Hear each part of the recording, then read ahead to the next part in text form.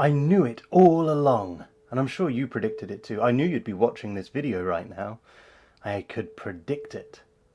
Today's video is all about hindsight bias. Stay tuned, I'll be with you in a moment.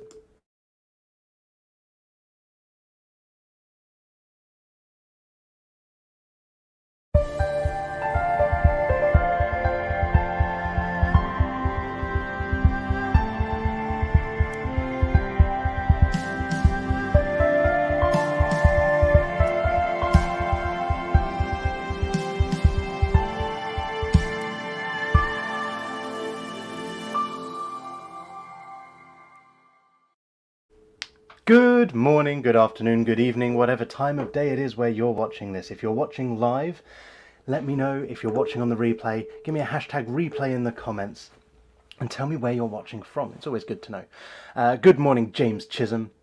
Nice of you to be here prompt and early. Okay, so today I'm talking all about hindsight bias. Just before I do, I should probably explain for newbies that are here what this series of videos is all about. So this series of videos is all about cognitive biases. Good morning, Maria. Cognitive biases are effectively shortcuts that we take psychologically to make faster decisions. Michael Nagel's watching on the replay, even though I'm still live. That's brilliant. And good morning, Jessica. Yeah, so they're shortcuts that we take to make it easier and quicker to make decisions. That doesn't always mean that we make better decisions, though. They're something that have been ingrained within us to make it quicker and easier for us to get through life without needing to think about and analyse every single choice, decision and thought that we have. But often they trip us up. Often they actually make things harder for ourselves. Good morning, Alison. So today we're talking all about hindsight bias, but I bet you already knew that. In fact, I reckon you could have predicted that and you knew it all along. Of course, that might be the case if you saw the title, but otherwise you probably wouldn't have known this. See, hindsight bias is exactly that. It's a tendency that we all have to overestimate our ability to predict an outcome. But it's not so much something where we think in advance, oh yes, I'm good at predicting these outcomes, I know I'll get this right. It's something that after the fact we look back at the result and we go, yep, I knew it all along. So, you know, with Michael Nagel's watching this next Tuesday because he's too busy to watch it right now while I'm live, which means he's too busy to have put that in the comments, you know, he's got an advantage here because when he watches it next Tuesday, he'll already know what I'm going to say. He could make that prediction now and he'll know that it will be right. Okay, so that was a bit of nonsense. But yes, simply when something's already happened, it's really easy for us to look at it and go, oh, I knew that was going to happen. In fact, you've probably got a relative or a friend or someone you know who relies on this and uses this bias far more than the average person. You know, someone who's always saying, oh, I knew that, I predicted that, I knew it all along. And you kind of get used to just going, yeah, all right, Fred, sure you did. But we all do it to some extent and on some level. And the trick is catching it and being aware of it. So some simple examples of this could be someone called Michael was sat down to watch the game and he says before it begins, you know, I reckon the Chiefs have got a reasonable chance today. And at the end of the game, the Chiefs win. Michael's more likely to remember and say, see, I knew it all along. I knew they were going to win. But he didn't know they were going to win. He said he reckoned they had a good chance. Good morning, Sarah. I am having a lovely day. I hope everyone watching this is having a lovely day too. Or you might look at some clouds rolling in and go, I think it might rain later. And then at some point later on, when it does rain, you go, yep, I knew it was going to happen. And you probably knew it was going to happen now. So another great example of this would be, and a brilliant example of this, is I was homeschooling a couple of young lads yesterday, and they have to watch along with a video and pause it and then answer some questions and then unpause it. And every time they unpause it, they sit there and go 3, 2, 1, like this at the screen. expecting it to start at that point. And every time they get it wrong, they just count again, or they just try again. And every time they get it right, they go, I got it. I knew I'd get it. If I were to ask them, how many times do you think you get that right? They'd probably have a perception that they get it right far more often than they really do, because it's the ones that they get right that really stick. Just for clarity, hindsight bias is not the same as outcome bias. Check out a video I did previously on outcome bias, which is all about judging your decision making and choices based on the outcome. This is different. This is about looking at the outcome and believing that you had the ability to predict it better than you did. Like when people say, oh, I knew that was going to happen, and yet they didn't take any action to prevent it or stop it. Or like you're out with your mates when you were younger and you're doing stupid stuff, and you know it's stupid stuff and you're putting yourself at risk, but it's fun, so you crack on anyway and you're having a good time, and then someone gets hurt and you say, I knew that was going to happen. I told him not to do it. But the chances are in the moment you said, oh, are you sure about that? But you didn't stop them. You didn't do anything to change it because you weren't certain. You just thought that that was a good chance. You were a bit scared, a bit concerned. But afterwards we look back and we go, no, I knew that was going to happen. I told him not to do it.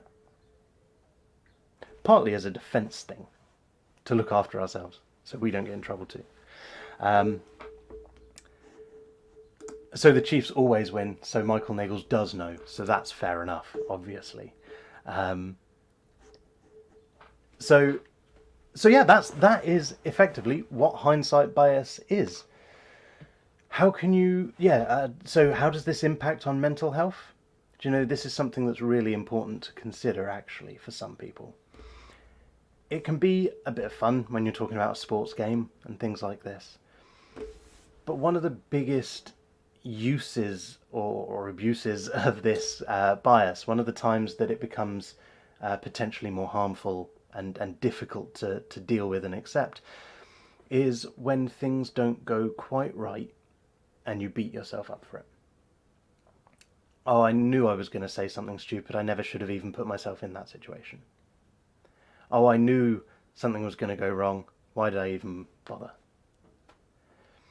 But the thing is, and this ties in again with the outcome bias. If you haven't watched that video, I'll put the link in afterwards. Go and check it out. Yeah, so Maria, thank you for sharing that. Yeah, I do it on the negative side quite a bit. Yeah. And you're not alone. A lot of people do. If you find yourself saying, I knew this would happen, and particularly if you find yourself saying that where you're beating yourself up or you're unhappy with your performance in whatever task it was, stop and remember that you didn't know that. And actually what you're doing is you're predicting that in hindsight. So you're looking back on it and going, yes, I knew that all along. But whether it's good or whether it's bad, when you find yourself saying, I knew that all along, you're doing yourself a disservice, because what you're doing is you're taking an opportunity to learn, an opportunity to grow, advance, understand things better, and you're going, no, I don't want to learn, I don't have anything to learn because I already knew everything there was to know. Of course, I'm exaggerating it slightly. I'm not saying that that's the process you go through in your mind. But when you say, oh, I always knew that, I already knew that was going to happen, if you did really genuinely know it was going to happen, then you need to go back and look, and what was it that led you to know that? And bear in mind that if you're absolutely certain you're going to say something wrong, you're effectively telling yourself to do so. So you are increasing the chance. But if you didn't know, and you're just telling yourself you did, stop and go back and look at it. And actually you can start to identify what you could potentially do differently, how you could learn from the situation, how you could grow, how you could use it to your advantage. So back to that mental health example and beating yourself up about stuff, where you're saying, oh, I knew it was going to go wrong, I knew that had happened, I knew this, I knew that. Actually stop and look, did you know that? Well, no, you didn't. And what was it that actually led to that? See, we love, as humans, we love to perceive the world as being ordered and logical. We love to feel like we have control over stuff that we really don't have control over. That's what superstitions are all about. You know, we don't walk under ladders, we don't break mirrors, because that will give us bad luck, or we do things and rituals, routines in a certain way because it's good luck and we'll have a better day that way. Even getting out of bed on the right side. I wonder where that comes from. I'll have to look into that. So we have a tendency to believe that the world is more organized and ordered than it is, that we have more control over it. And that plays into this bias. Take the time to stop and realize that you can't control every outcome. You can only control your actions in the moment. And if you had predicted that, if you didn't know that that was going to happen, why didn't you take different action?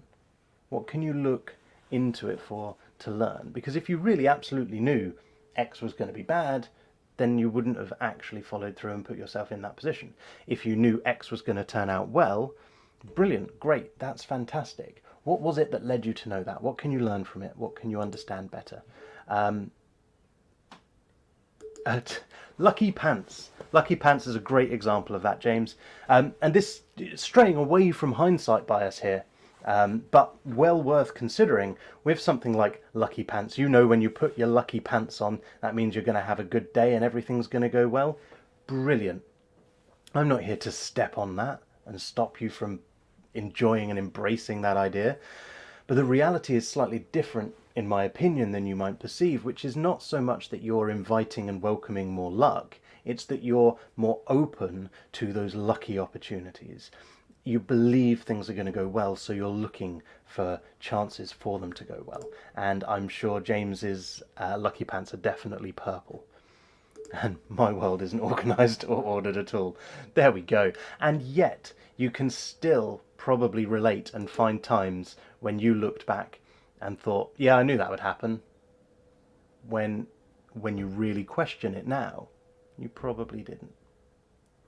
So, in summary, that is hindsight bias. It's the tendency we have to believe that we have a greater ability at predicting events when we look back upon them. And the best thing you can do, as with so many of these biases, is to be aware of it. You see, this is one that I have been far more, I was going to say guilty of, but it's not something to feel guilty about. It's just how we work as humans. But this is a particular bias that has been a very, very common one for me in the past. Not as strong for recently, but certainly in the past it used to play into my thinking a lot. And just looking for and being aware of it makes it far easier to then change how you choose to act and react based on your thinking. It's okay to think that way. It's okay to have whatever thoughts you have. It's choosing the actions and how you go about it from that point onwards once you become aware of those thoughts. That's the key. So thanks everyone for watching. I hope you've enjoyed this. I will be back next Thursday morning with another cognitive bias. And a big shout out to Darren Strudwick who chose my bias for me this week. I asked him which one I should talk about and he chose hindsight bias, so that's why it is. Thanks everyone for watching and I look forward to seeing you soon. Cheers.